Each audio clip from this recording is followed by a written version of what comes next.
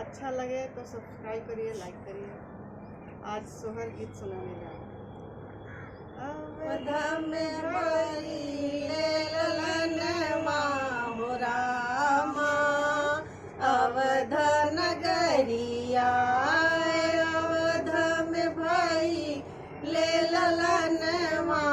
हो रामा, अवध नगरिया सासु जो आइली देवता मनन को, सासु जो आवेली देवता मनन को, मांगेली बाबू के ओढ़निया हो रामा, अवध नगरिया अवध में भइले ललनवा हो रामा, अवध नगरिया अवध में भइले ललनवा हो रामा, अवध नगरिया गोतिन जो आवेली हलवा घटन को, गोतिन जो आवेली हलवा घटन को, मांगेली बाबू के ओढ़निया हो रामा, अवध नगरिया मांगेली बाबू के ओढ़निया हो रामा, अवध नगरिया अवध में भइले ललनवा हो रामा, अवध नगरिया अवध में भइले ललनवा हो रामा, अवध नगरिया तोहरा के देवो सासू पियरी से चुनरी, तोहरा के देवो सासू पियरी से चुनरी,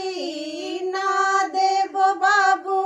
के ओढ़निया हो रामा, अवध नगरिया ना देवो बाबू के ओढ़निया हो रामा, अवध नगरिया अवध में भइले ललनवा हो रामा, अवध नगरिया तोहरा के देवो गोदीन रुंदरी से पियरी, तोहरा के देवो गोदीन चुंदरी से पियरी, ना देवो बाबू के ओढ़निया हो रामा, अवध नगरिया ना देवो बाबू के ओढ़निया हो रामा, अवध नगरिया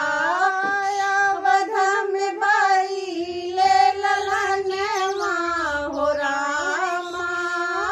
अवध नगरिया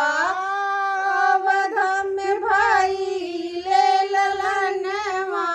हो रामा, अवध नगरिया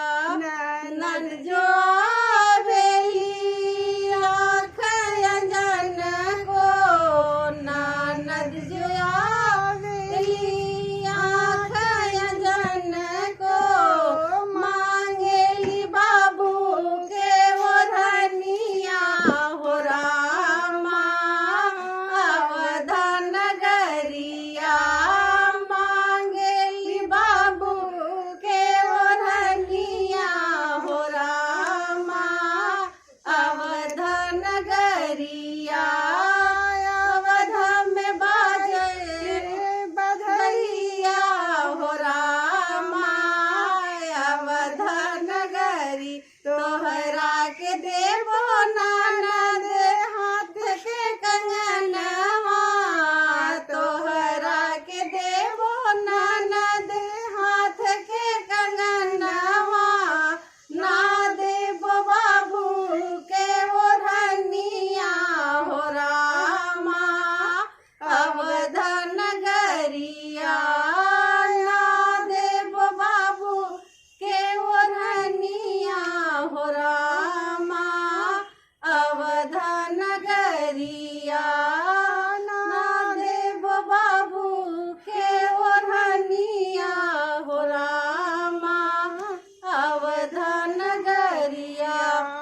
नमस्ते दोस्तों।